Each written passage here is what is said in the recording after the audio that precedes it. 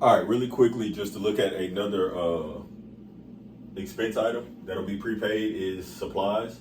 Usually, what'll happen is they'll tell you the amount of supplies purchased throughout the year or during the period, and then at the end of that period, it'll say, "Hey, we have this amount of supplies remaining." So you have to go in and figure out how much of these supplies you expensed during the period. So what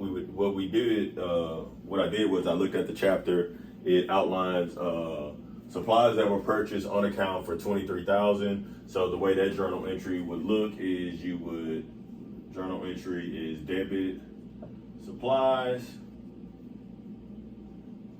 for 23, credit AP, which is that accrued expense for 23,000. It says at the end of the period, the supply balance is 13,000. So that means we use $10,000 worth of supplies throughout this period.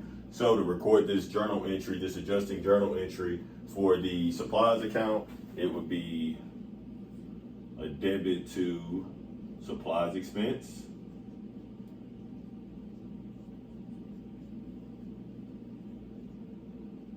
In the amount of 10,000. And then a credit to supplies for 10,000. What this does is it gives us our actual balance in our supplies accounts that we have left. So what we would end up doing is taking this 23,000 from that 10,000, we would have that 13,000 remaining in our supplies account. So that's what this journal entry does. And then we expense that piece of supplies that were used during the period because we want to make sure, like in the accrual basis it said, we want to make sure that we're recognizing those things when they're used during the period.